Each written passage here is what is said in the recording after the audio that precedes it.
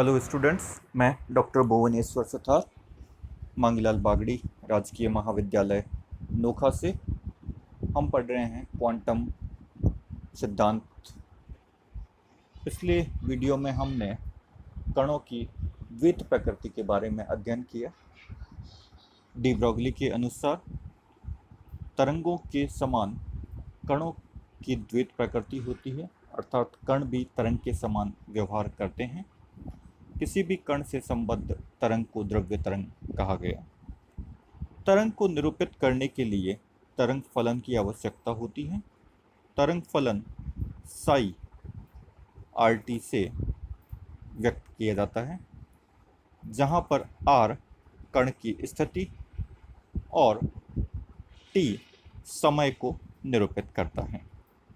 साई एक सममिश्र राशि होती है जिसका कोई भौतिक अर्थ नहीं होता,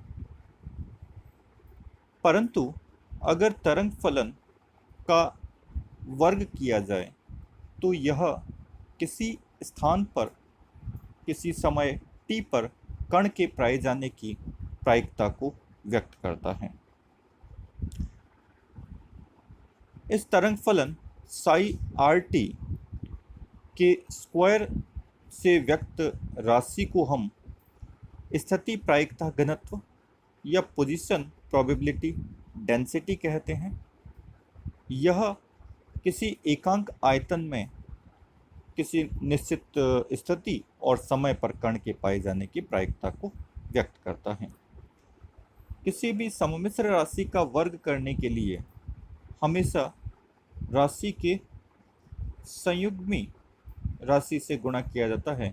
इसीलिए हमने यहाँ साई के साथ साई स्टार तरंग फलन के सममिश्र संयुग्मी का गुणन किया हुआ है। तो इस प्रकार हमने स्थिति प्रायिकता घनत्व अर्थात एकांक आयतन में कण के पाए जाने की प्रायिकता को व्यक्त किया है। अगर किसी आयतन अल्पांश में कण के पाए जाने की प्रायिकता का मान ज्ञात करना है तो प्रायिकता घनत्व को आयतन अल्पांश dv से गुणा कर दिया जाता है, जहां dv equal to dx dy dz। तो हमारे पास इस आयतन अल्पांश में कण के पाए जाने की प्रायिकता समीकरण 2 से p dv equal to psi square dv से व्यक्त किया जाता है। इसके आधार पर तरंग फलन के लिए कुछ कंडीशन, कुछ प्रतिबंध होते हैं जो बहुत ही महत्वपूर्ण है। प्रथम प्रतिबंध प्रोबेबिलिटी डेंसिटी के आधार पर डिफाइन किया जाता है। जैसे हमें पता है कि कण के पाए जाने की प्रायिकता जो है उसका मान फाइनाइट होगा, नियत लिमिटेड होता है और अधिकतम प्रायिकता 1 होती है। अतः तरंग फलन का मान किसी भी स्थान पर अनंत नहीं हो सकता। तो ये महत्वपूर्ण प्रतिबंध है कि तरंग फलन का मान क्या होता है, नियत होता है, इसका मान अनंत संभव नहीं है। दूसरा, किसी स्थान पर कण के पाए जाने की प्रायिकता का सिंगल वैल्यू पॉसिबल है। एक से अधिक मान यदि हैं तो वह अर्थहीन है। यानी किसी भी स्थान पर कण के पाए जाने की एक नियत प्रायिकता होती है। तो इसके आधार पर किसी स्थिति और समय के लिए तरंग फलन का मान एक सिंगल मान पॉसिबल है।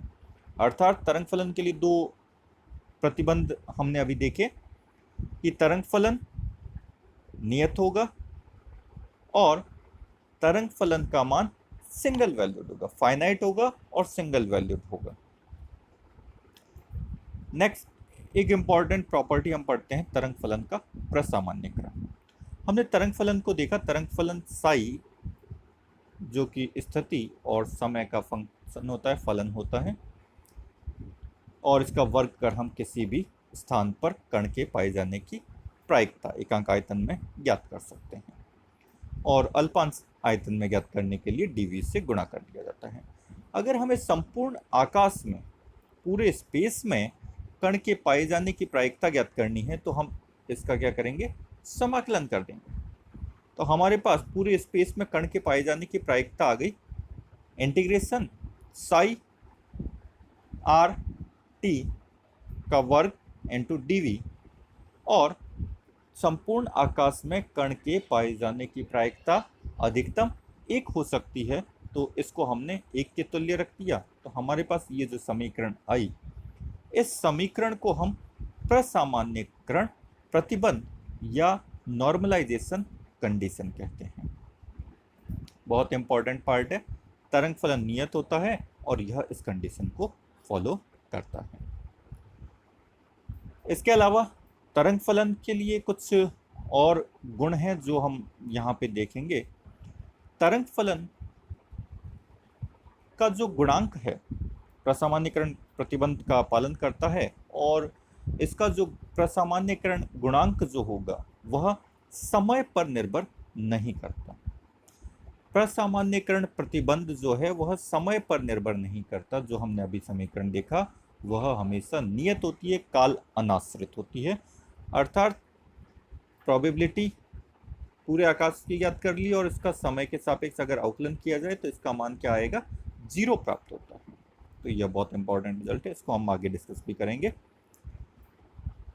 अगर तरंग फलन है, उस तरंग फलन में किसी फंक्शन e की पावर आयोटा अल्फा का गुणा कर दिया जाए तो नया फंक्शन बन जाता है साई डैश, और इसका अगर वर्ग किया जाए तो साई डैश का स्क्वायर और साई का स्क्वायर दोनों इक्वल मिलते हैं, क्योंकि जो फैक्टर हमने लिया था उसके कॉन्जुगेट से मल्टीप्लाई करते ही e की पावर आयोटा अल्फा को e की पावर माइनस आयोटा अल्फा से गुणा करेंगे तो हमें मिलेगा 1।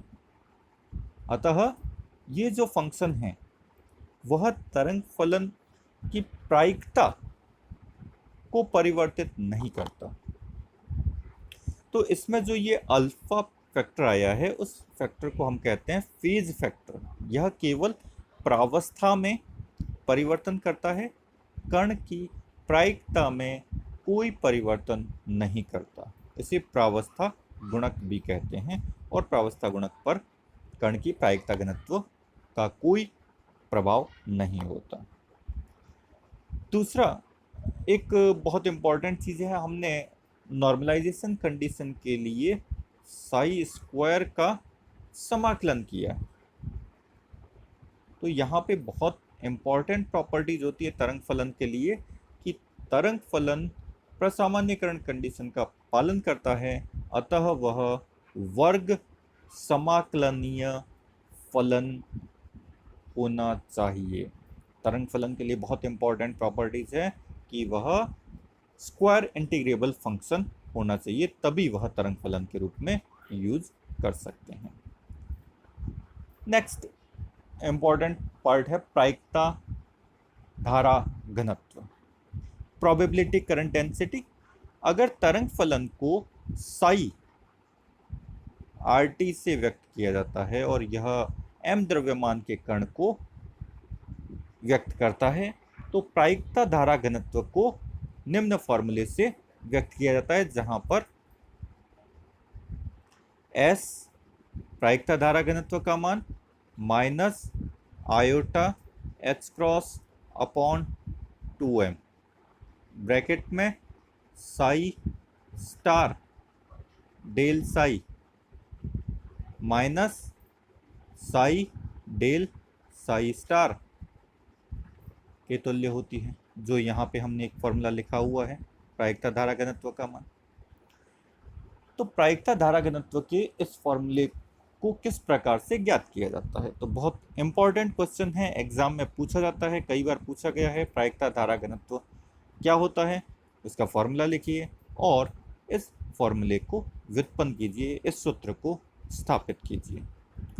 तो माना एक कण स्थितिज ऊर्जा V RT के क्षेत्र में गतिशील है, तो इसके लिए काल आश्रित श्रोडिंगर इक्वेशन हम लिखें तो हमारे पास समीकरण आती है आयोटा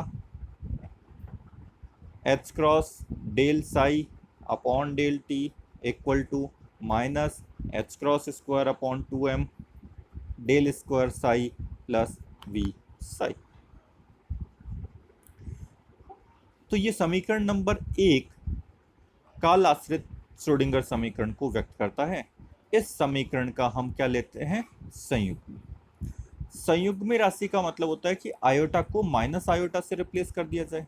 कॉन्जुगेट का मतलब iota should be replaced by minus iota. तो यहाँ पे आयोटा आ रहा है तो हमने माइनस आयोटा से रिप्लेस कर दिया।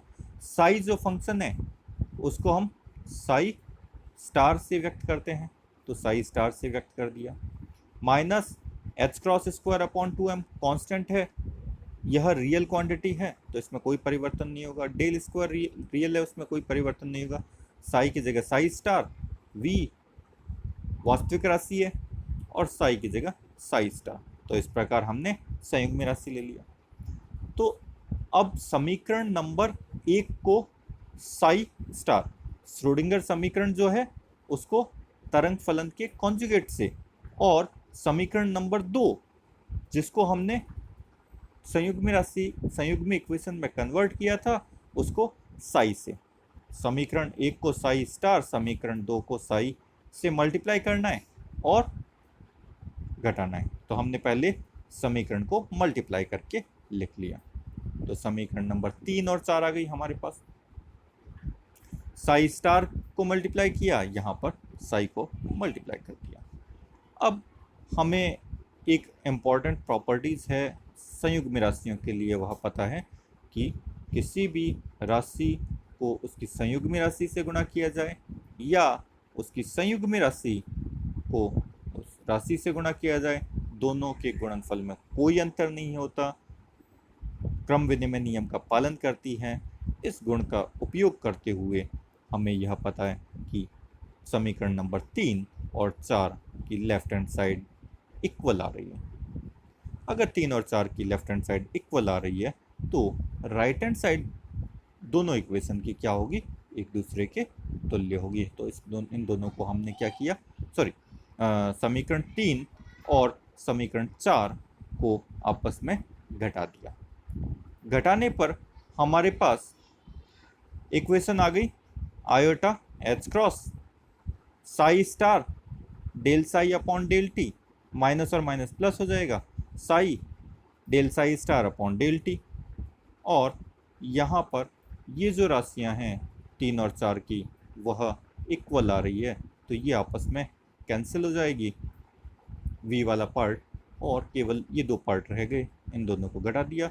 Minus iota H cross upon 2m psi star del square psi minus psi del square psi star.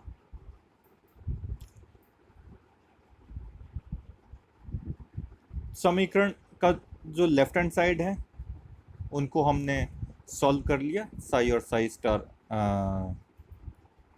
को अंदर ले लें तो हमारे पास ये डेरिवेटिव की फॉर्म में आ जाएगा। Iota H cross del upon del T psi star psi के तुल्य होगा। राइट हैंड साइड को हल किया, minus H cross square upon 2m psi star del square psi minus psi del square psi star के तुल्य होगा। इनमें वेक्टर प्रॉपर्टीज़ को अगर हम यूज़ करें तो यह divergence of psi star del psi minus psi del psi star के तुल्य होगा। पूरी समीकरण को हमने आयोटा एच क्रॉस से भाग दे दिया तो हमारे पास समीकरण कुछ इस प्रकार से आ गई। 5 del upon del T psi psi star minus del H cross upon 2m I bracket में psi star del psi minus psi del psi star. तो यह जो फंक्शन है आयोटा साई स्टार साई, यह प्रोबेबिलिटी पोजीशन प्रोबेबिलिटी डेंसिटी होता है, स्थिति प्रायिकता घनत्व होता है। तो इसको हमने p के फॉर्म में लिख दिया तो हमारे पास आ गया del p upon del T, plus right hand side को हमने ट्रांसफ़र कर दिया तो माइनस का प्लस हो जाएगा। डाइवर्जेंस ऑफ s से डिफाइन कर दिया, ब्रैकेट की इस क्वांटिटी को हमने s एक वेक्टर से डिफाइन कर दिया, सदिश राशि से डिफाइन कर दिया। यह स्थिति प्रायिकता घनत्व कहलाता है। तो हमारे पास इस प्रकार से एक समीकरण आ गई। इस समीकरण को सातत्य समीकरण कंटिन्यूटी इक्वेशन कहते हैं, यह कंटिन्यूटी इक्वेशन प्रोबेबिलिटी डेंसिटी के लिए है, तो इससे प्रायिकता घनत्व के लिए सातत्य समीकरण कहा जाता है। और इसके आधार पर अब हमें आगे सिद्ध करना है कि प्रायिकता का मान संरक्षित रहता है। इसके लिए समीकरण 6 का समाकलन कर दिया, समीकरण 6 का दोनों तरफ हमने समाकलन कर दिया, तो हमारे पास आयतन समाकलन आ गया, जहाँ v कोई आयतन है। गाउस का डाइवर्जेंस थ्योरम हमने यूज किया है, तो यहाँ पे आया डाइवर्जेंस ऑफ s dv। इसका अगर गाउस डाइवर्जेंस थ्योरम लगाएं तो क्षेत्र समाकलन में s डॉट डी ए के तुल्य हो जाएगा। डी ए को हमने डी ए और यूनिट वेक्टर एन कैप से व्यक्त कर दिया, जहाँ एन कैप जो है क्षेत्रफल के लंबवत एक एकांक सदिश होता है। डेल अपॉन डेल टी और डीवी दोनों इंडिपेंडेंट क्वांटिटी है, तो हम अवकलन और समाकलन को परिवर्तित कर सकते हैं, इनके ऑर्डर को चेंज किया जा सकता है। तो हमने अवकलन की टर्म को बाहर लिख दिया और डाइवर्जेंस एस डीवी वाले जो आयतन समाकलन था उसको क्षेत्र समाकलन से प्रतिस्थापित कर दिया, तो हमारे पास इक्वेशन आ गई 9 नंबर। समीकरण के दोनों पद आयतन v में कण के पाए जाने की प्रायिकता के समय के सापेक्ष परिवर्तन की दर को दर्शाता है। दायां पद आयतन v से परिबद्ध क्षेत्रफल से प्रायिकता धारा घनत्व के फ्लक्स को दर्शाता है, जो समीकरण 9 से है। ठीक है, तो इसका मान हम minus del V upon del T integration P DV से व्यक्त करते हैं, जिसका भौतिक अर्थ होता है कि आयतन v को परिबद्ध करने वाले पृष्ठ से प्रायिकता धारा घनत्व का निर्गत फ्लक्स उस पृष्ठ से परिबद्ध आयतन में कण के पाए जाने की प्रायिकता में कमी की दर के तुल्य होता है। यह प्रायिकता का संरक्षण कहलाता है, क्योंकि जितना पार्ट फ्लक्स बाहर निकलेगा वह सरफेस के अंदर स्थित कणों के फ्लो को शो करता है। तो अगर कणों का प्रवाह बाहर की ओर होता है तो अंदर कणों की संख्या में कमी आती है, अर्थात कणों के पाए जाने की प्रायिकता समय के सापेक्ष कम होगी। यदि समाकलन संपूर्ण आकाश के लिए किया जाए, यदि पृष्ठ को हम अनंत पे ले जाएं, तो तरंग फलन साई का मान 0 होगा, क्योंकि तरंग फलन एक मूलभूत प्रॉपर्टी होती है कि अनंत पर कण के पाए जाने की प्रायिकता 0 होती है, जिससे समीकरण 9 का जो क्षेत्र समाकलन है उसका मान 0 हो जाएगा। अर्थात इसका जो राइट हैंड साइड है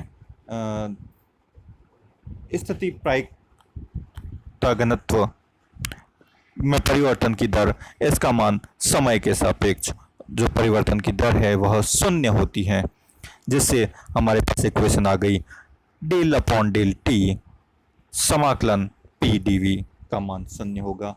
अर्थात पी डीवी का मान यदि ज्ञात करें तो वह समाकलन से ज्ञात कर सकते हैं और यह एक नियतांक प्राप्त होता है। अर्थात प्रायिकता घनत्व का जो मान है, स्थिति प्रायिकता घनत्व जो होती है वह समय के सापेक्ष नियत होती है। तो यह इंपॉर्टेंट रिजल्ट हमारे पास आ गया कि स्थिति प्रायिकता घनत्व का मान समय के सापेक्ष नियत होता है। प्रायिकता धारा घनत्व का फॉर्मूला हमने ये लिखा था, इसको थोड़ा सा डिफरेंट फॉर्म में लिखें तो हमारे पास ये आ जाएगा S vector equal to real part of psi star minus iota H cross del upon m psi के वास्तविक मान के तुल्य होता है। और किसी भी कॉम्प्लेक्स क्वांटिटी, कोई कॉम्प्लेक्स क्वांटिटी है हमारे पास z, कोई भी कॉम्प्लेक्स क्वांटिटी हमारे पास z है, z का मान x प्लस आयोटा y होता है। और x का मान यदि हमें ज्ञात करना है तो हम एक क्वांटिटी लेते हैं z, दूसरी क्वांटिटी लेते हैं z स्टार, और इन दोनों का योग कर दिया जाए, सॉरी, इन दोनों का अगर योग किया जाए तो वह रियल क्वांटिटी का ट्वाइस मिलता है, उसका हाफ कर दें तो हमारे पास क्वांटिटी बच जाती है। और यह जो ऑपरेटर यहाँ पर हमने यूज किया है iota h cross del minus sign के साथ, यह कण के वेग का ऑपरेटर है, वेलोसिटी का ऑपरेटर है। तो वेग ऑपरेटर की फॉर्म में अगर रिप्लेस करें तो प्रायिकता धारा घनत्व का एक नया फॉर्मूला हमारे पास आता है, S equal to real part of psi star V operator Sai.